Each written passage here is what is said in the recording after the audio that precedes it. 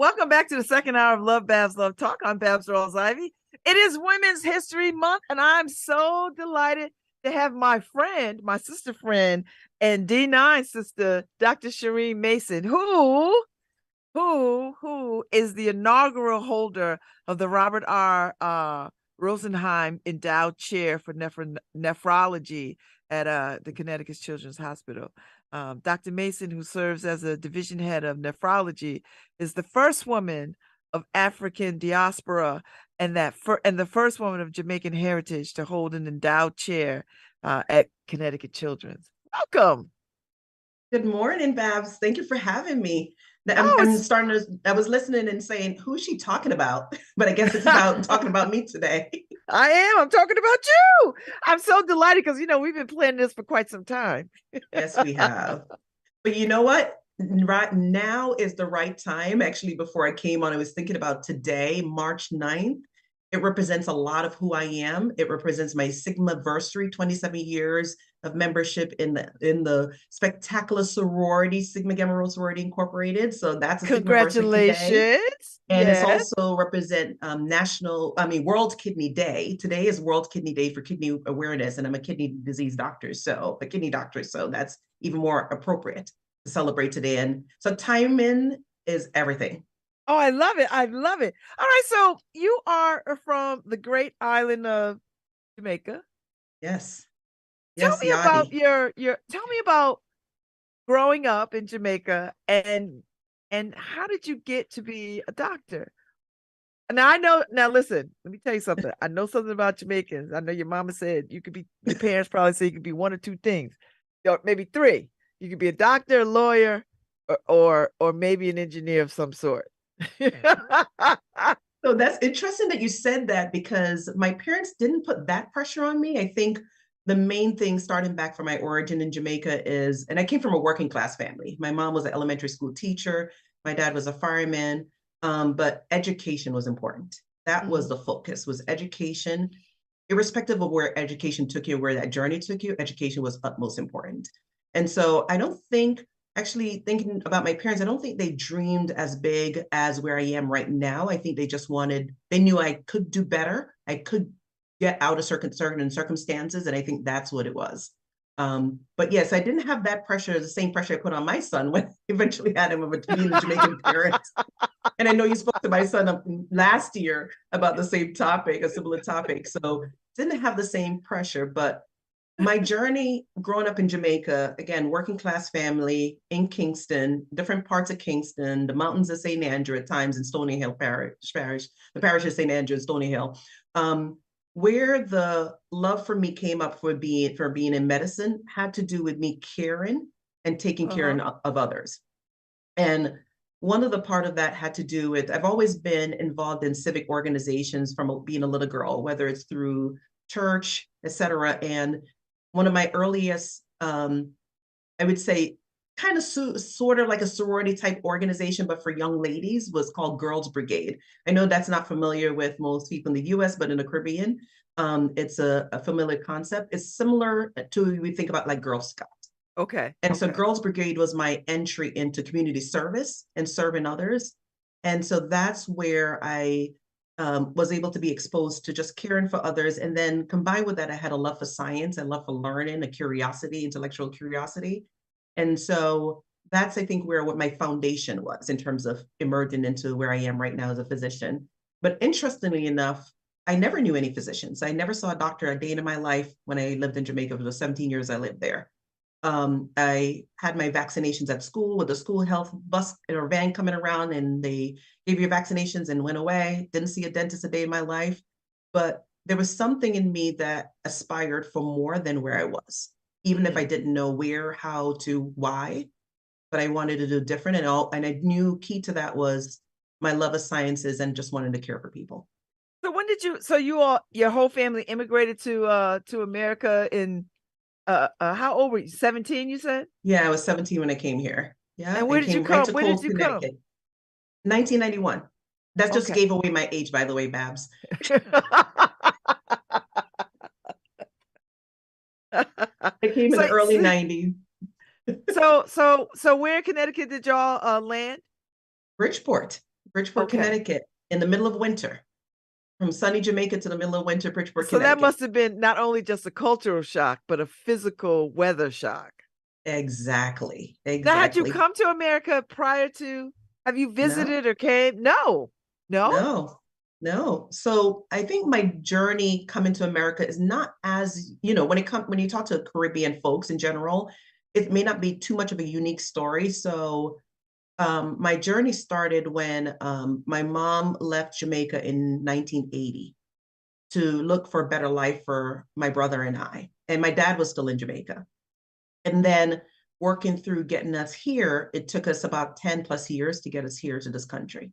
Wow. And so my brother and I resided with extended family members for years in the first, for those 10 years from 6 to 17, when I was 6 to 17. Just for, again, when I talk to other Caribbean folks and other Jamaicans, it's not much different of a story in terms of Hmm. migrating, individuals migrating maybe with parents first to essentially set up shop and set up the life, and then bringing their kids here. And that was my journey. And Um, Kay Wholeness, our friend Kay yeah, Wholeness, tells a very similar story. And there's an yeah, actual name for, I think, what do they call it? Barrel. yeah. Barrel kids. Yeah, yeah, Yeah. Yeah. yeah. And had to So, do with that big barrel that they sent down with a whole bunch of goodies. so you finally get here and then you Yeah, enroll in high school, or you almost finishing high school? What is the, yeah. So that was also an interesting journey. So because of how, Jamaican educational system is set up with a British system, right? Because we were under British colonialism before we achieved independence in 1962. And so started high school, I started earlier than what a typical age group would be here in the States. So it was around 10, 11. I started high school. And wow. I was there for 5 years. So I graduated high school at 16 in Jamaica. But coming here and understanding how to get to the next step, the next level of my education was challenging because my mother didn't know how to. I didn't know how to. I know about these things like SATs and ACT. I heard these terms being thrown around, but didn't know what that meant, didn't know how to go about preparing for them. Because growing up in Jamaica, standardized exam was not the common way. It was a lot of critical thinking with our exams. You really had to utilize a lot of critical thinking skills to navigate taking our exam and our courses. And so doing standardized exams wasn't a commonplace at that time. And so coming here, trying to identify where those resources were to help me to get to the next level of going to college and achieving additional educational attainment. And so I had to go back to high school, went to Bridgeport Central High School for a year to be able to get the resources and network and ability to get to the next level, to get to a tertiary education. And so I was there for a year, so that I had the guidance counselor, being able to navigate how to get scholarships, how to do financial aid, because that was all a truly foreign concept. And so you And knew you were so, going to go to college. yes, I knew I wanted to go to college, and I knew I wanted to be a doctor before I left Jamaica. I just didn't know how to and what I was going to Hmm. do and how I was going to get there. That is so interesting that you grow up, you don't interact with doctors, you don't know any, but yet it becomes a dream. Mhm. Yeah. And I think part of that dream and aspiration was having conversations with like-minded students who were in my high school. I went to Merle Grove High School in Jamaica. It was an all-girl high school.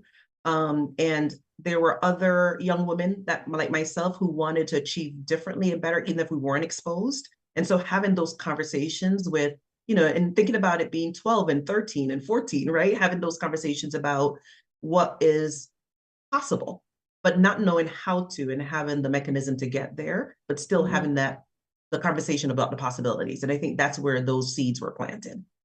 So where did you go to college? You went to UConn for Yeah. undergrad? Yeah. So I've been in Connecticut ever since I came to this country, never left. So went to UConn for undergrad, and did my Bachelor of Science in Physiology and Neurobiology at UConn. And that was also an interesting journey, being a pre-med major, because I didn't know what that meant either, and trying to navigate that process. And then also did my graduate degrees through UConn. First, the School of Medicine did my MBA, MD, MBA. So I did a combined degree at UConn School of Medicine to get in my medical Doctor of Medicine degree, as well as a combined Master of Business Associate through UConn as well. So So talk a a lot little of bit UConn about journey. that. So dual degree, what was it about a dual degree that was intriguing to you? Because I don't think most people, Dr. Mason, thinks about MD and an MBA. Yeah. And you're right, because I think, one of the things, even besides an MBA, a lot of individuals don't know you can do a lot of different combined degrees. So you can do an MD/JD. So you can be an attorney who's a physician and maybe Mhm. even work in health policy. That would be another bonus to doing that. You can do an MD/MPH, a Master of Public Health, along with your MD. So looking at public health and outcomes and looking at population outcomes. You can do and I may be remiss in point, MD/PhD, which actually with an MD/PhD, that's actually really very attractive option for individuals who want to do research and focus a lot on research in terms of clinical research or bench research, because it affords you most of your tuition being paid if you are accepted to that highly competitive program of an MD/PhD. So you don't come Mhm. out of medical school with a big debt like most of us do when you go through that line. So yeah, there's a lot of opportunities. My journey to doing MD/MBA. So when I left UConn undergrad, I actually worked for a period of a couple of years after undergrad. So from 1996 to 2001, before I went to medical school, I actually worked. So I did a couple of jobs. I worked in Science Park in a biotech startup company doing research as a research assistant in a lab. And then I was a pharmaceutical sales rep with AstraZeneca for a number of years. And that exposure working in research and medicine exposed me also to the business side of medicine, Mm. and that how much that also impacts how we take care of our patients and how we navigate insurance company, et cetera, just managing. And so my intention in the beginning was to, my initial goal was I'm going to go to medical school, I'm going to be a pediatrician, and I'm going to open up my own practice. And I need to know how to run the business just because I'm a Taurus, and I need to know how to manage everything and control everything. Yay, Taurus. Exactly. Ah. And be my Ooh. own owner, my own owner of my own ship. And so that was Mhm. part of the intention. Okay. I did not know that part of your story that you worked in these other places before you went on to med school. Now, was that your intention? Was that by necessity? No, it was by God's design.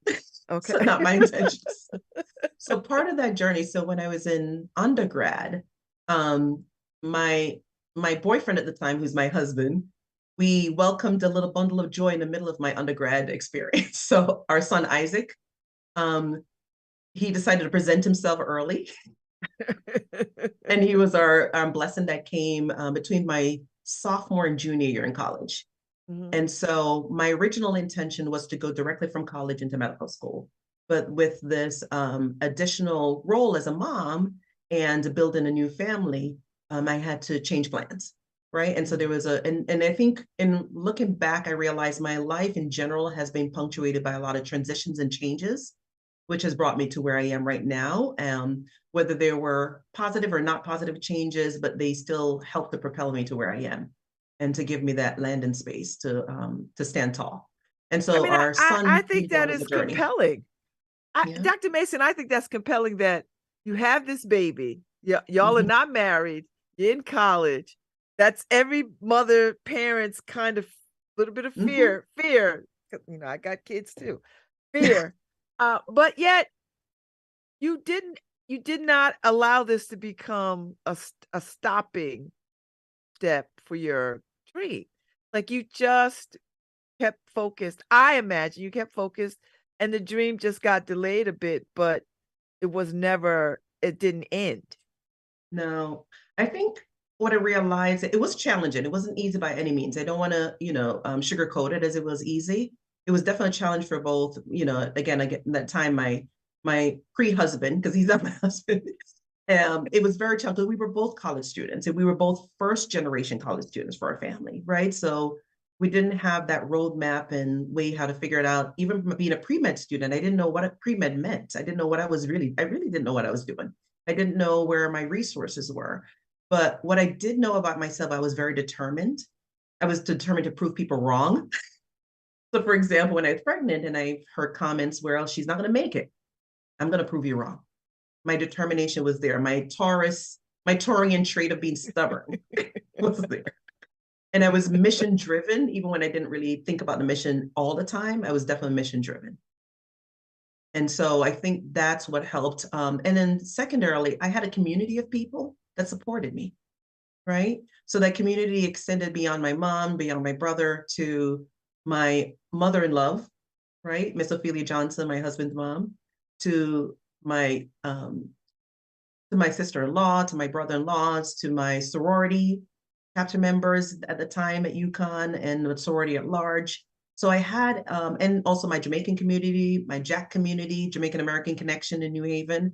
So I had an expanded community that wouldn't let me fail.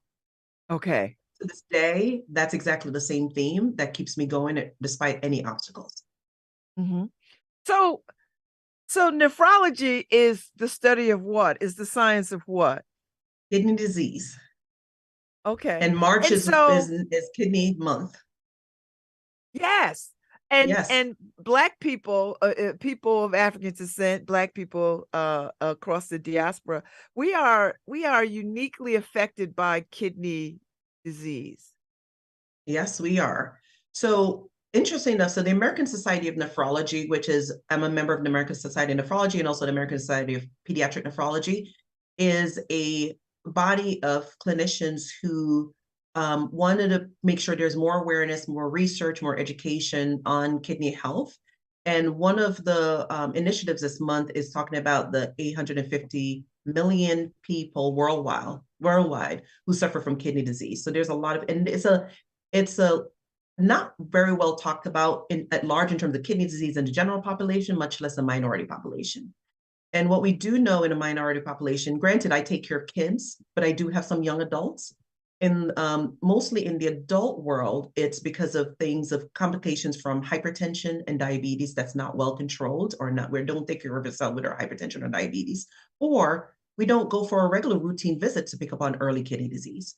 So prevention is also just as important as as well as taking care of complications from kidney disease when it occurs, right? So prevention is one of the biggest part. And part of that prevention journey is having a primary care provider who can do your screenings, right? So who can look at your urine and determine if you have early signs of kidney disease, who can check your blood pressure to make sure if you have hypertension or if you're pre-hypertensive, to start making sure you have the measures to prevent progression to kidney disease, or diabetes, checking to make sure your blood glucose is normal.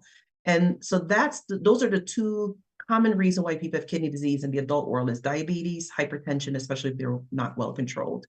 In pediatrics, it's a little bit different where most of the kids and babies I take care of have kidney disease because they were born with abnormalities of how their kidneys and their bladders were developed.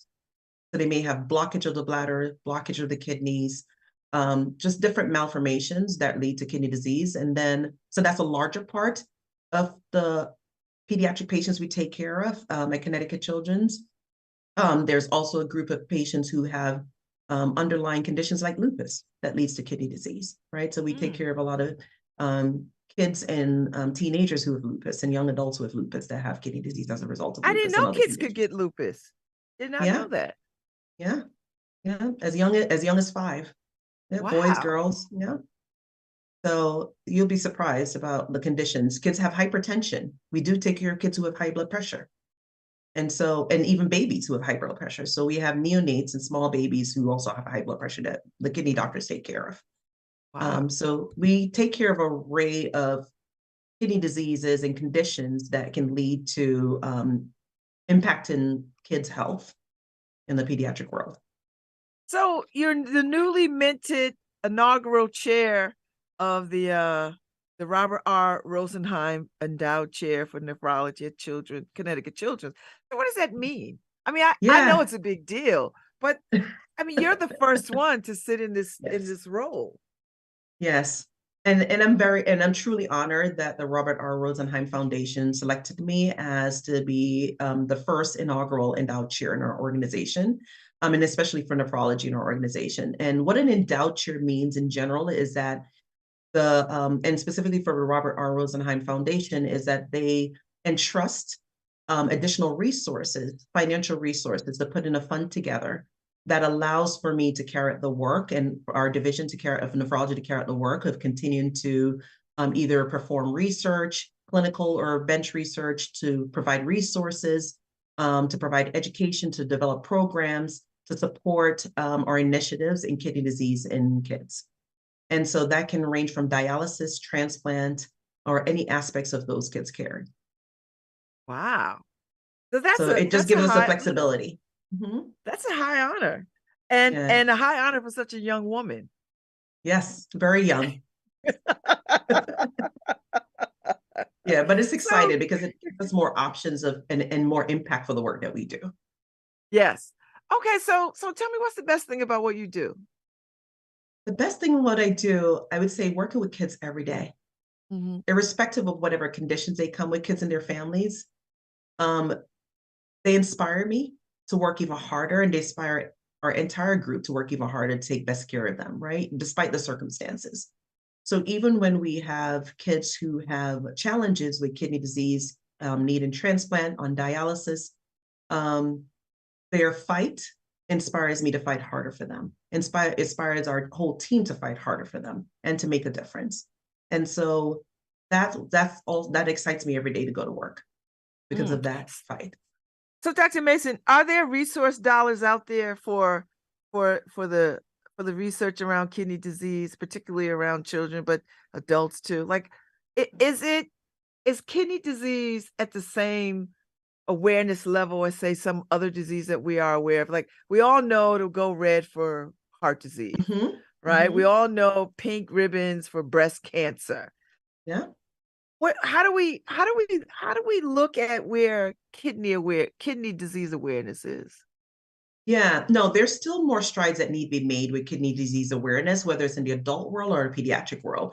And that's why the American Society of Nephrology, along with the American Society of Pediatric Nephrology, um, have initiatives, kidney health initiatives, to move that agenda forward, to get more funding from the NIH, to get more funding from other organizations. Also, a large part of that initiative is a National Kidney Foundation. And I'm also a board member of the Connecticut and New York chapter of the National Kidney Foundation to move those initiatives forward. So there are, for example, locally with the National Kidney Foundation, we have walks. And with those walks, we raise funds. So from donors like yourself or others in the community to raise funds for those initiatives. So there's many opportunities to do so, but you're right, the exposure and the awareness is important. And that's why March being kidney World Kidney Month, National Kidney Month, as well as today, March 9th being World Kidney Day, is important to carry that mission forward. So it's interesting to talk about Jamaica. I have colleagues who are in Jamaica who's a pediatric nephrology who are raising the banner, even in Jamaica, about World Kidney Day today, being World Kidney Day, and making sure that Wow. there's exposure. So it's not only local, regional, but also international that we're raising that banner in awareness and Wow. continue to do so. So there's a challenge that's out there, Babz. There's a 850 million, because 850 million individuals worldwide that's impacted by kidney disease, which can be a silent disease at times before it becomes very evident that someone has chronic kidney disease. 8,500 steps is one of those initiatives. Drinking more water, making sure you're drinking more water. So I can definitely share that, so you can share it with the group at large in terms of what is that challenge for the American Society of Nephrology to engage the community at large to participate in that awareness with different challenges like drinking more water and fluids, because that's helpful for your kidneys. Walking, because that's helpful for your heart, which leads to better kidney function. Mm. So when we're talking about kidney, and do you have conversations with other doctors around how to approach kidneys? Like, do you have conversations with the heart doctor, the cardiologist, and are you having conversations with the other people to talk about, well, when people do this, this helps this, and when people go over there, this helps this? I mean, because Oh, it yes, seems like that's a holistic approach. Yes, and I think that's the approach we definitely take at Connecticut Children's Medical Center at large, because, and that's part of going back to your question about what do I love about what I do. I work in an academic center where I work with other colleagues in other disciplines. So whether it's heart, cancer, so we take care of patients and collaborate a lot together to take care of our patients and looking at the holistic approach, right? So like I always tell my patients when they come in and said, when they said, Dr. Mason, my back hurt, it must be my kidneys. I said, well, you're not two kidneys walking around on legs. You're a whole body. So we have to think about interplay of other parts of your body. And it doesn't mean your back pain is kidney pain, right? And so I say, you're a whole person, you're a whole body. Let's really investigate what's going on and not just saying it's a kidney alone. And so we do collaborate a lot with our colleagues. So for example, when we go back to childhood lupus, I collaborate with our rheumatologist who sees patients who have systemic lupus. And if they have lupus impacting their kidneys, we collaborate with them as well. So that's just Mm. one example. Or patients who have cancer, because some of the chemotherapy not only improves their outcomes with cancer and getting their tumor or their leukemia under control, but it also can impact kidney health. So we do work with our hematology oncology colleagues to do that. Some of our patients have sickle cell disease in hematology, and we do work because the sickle cell disease process itself can impact their kidneys negatively. And so we do work together in terms of some preventative strategies to help some of our patients who have those conditions. So we definitely cross collaborate across different disciplines throughout the organization at large. Mm. So, Dr. Mason, tell me, where would you like to see nephrology research go? Like, what would be, if you could have anything that you want in terms Mhm. of a cure or whatever, where would you imagine? And then tell me where we are now en route to curing any kidney disease. Yeah, I would say, you know, kids sometimes, and I'm always going to put the banner up for pediatric kidney disease because I'm a pediatric kidney doctor. And there's a lot of good research going on in the kidney community at large. But you're right, there's a lot of things we don't have cures for. We're just managing chronically.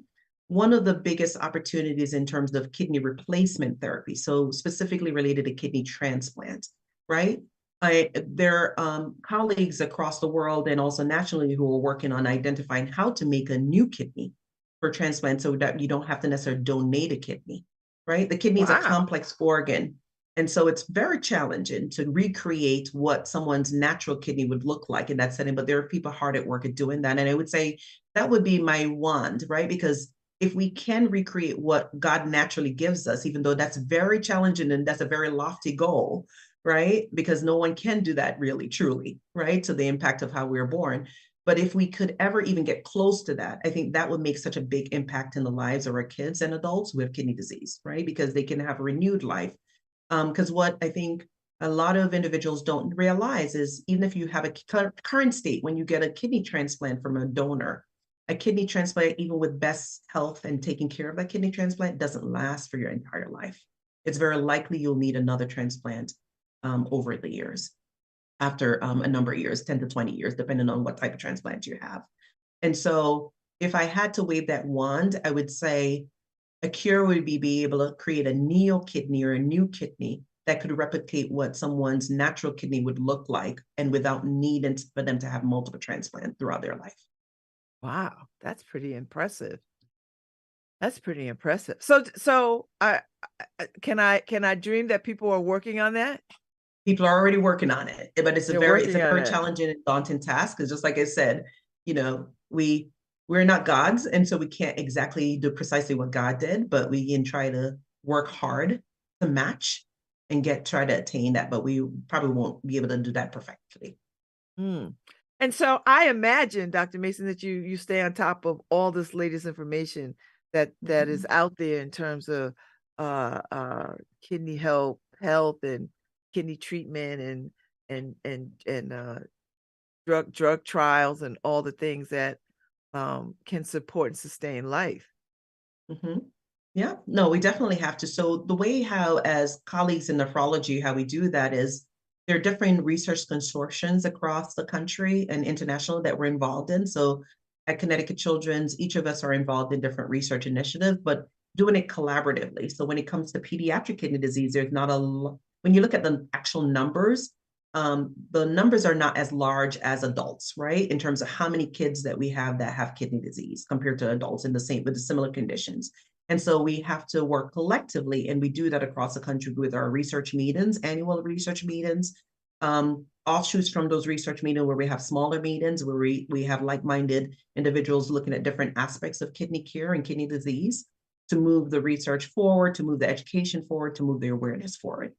So there's a lot of work that's been going on besides just seeing patients every day. So for example, The end of this month, I'm actually going to one of those research consortium with rheumatologists to look at kidney disease when it comes to autoimmune disease and lupus and all those things that impact, and working nationally with that group to move that research and work forward. So as we end this conversation, I always ask, particularly my girlfriends, how do you take care of yourself? Because listen, you are a Black Great woman question. doing a great many things. You have a home, a husband, a child. I mean, you have a grown child, but still, we don't stop mothering. And you have social and civic commitments. How does Sherene, Dr. Mason, take care of herself?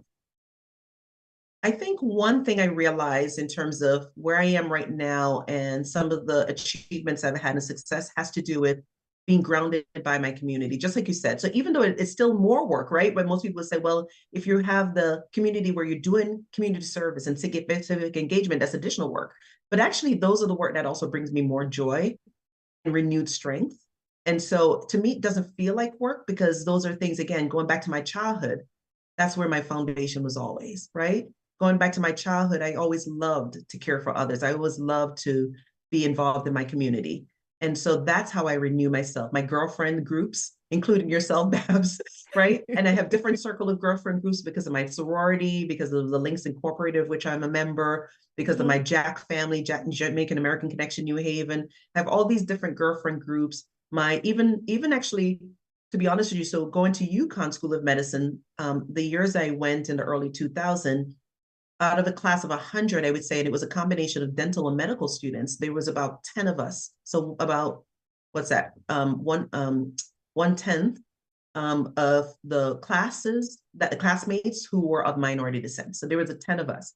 So we literally have formed our own community of friends. And we have actually, initially we had a WhatsApp group. Now we have another group where we're across the country. So these are groups of now first generation minority students from UConn School of Medicine, who, under the guidance of Dr. Marja Hurley, who was one of the first Jamaican and someone of African descent to graduate from the School of Medicine at UConn. And she's the one that has actually increased the numbers of minority students at UConn School of Medicine, still is there spearheading that initiative.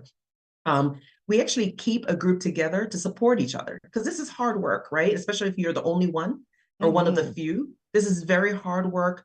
It can be stressful at times. And so we have a community of us who are across the country, bariatric surgeons, leading divisions in orofacial maxillary surgery. We have vascular surgeons, we have pediatricians, we have OBGYNs in that group. And we all really have the real talk, right? The real transparent talk about what that journey looks like in medicine, being of minority descent, and supporting each other in decisions that we have to do, and elevating each other and reminding each other how great we are.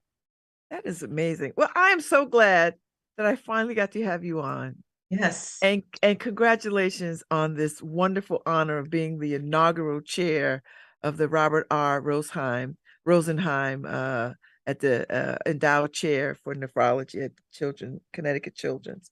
That's a wonderful honor, and I'm very proud of you. Yes. And again, in honor of National Kidney Month and World Kidney Day, I have my water. I'm gonna go pour me another glass of water. You go. Now I'm gonna be thinking about you all day. I'm like, okay, let me drink this water for Sherene, because she told me it's today. So as the West Indians would say, drink water and mind your business. That's right. Drink water and mind your business. That's the new tagline. Thank you so much, Dr. Mason. It has been an absolute pleasure. Thank you for having me. It was my pleasure. And I will see you soon. See you soon. Bye. All right, my dear. Thank you. Bye. All right, Harry, it's a wrap. It's been an amazing day. It has been wonderful having all these amazing women on for Women's History Month in March. And Dr. Sherene Mason is amazing. She is as beautiful and as lovely in real life as she is on air. So I will see y'all tomorrow. I'm back tomorrow. I don't know if do I have a guest tomorrow? Let me see. No, I don't. So we'll see what happens. We'll see what we get into tomorrow. But anyway, y'all have a good day. Be safe out in these streets. Thanks, Harry. Bye, Paul.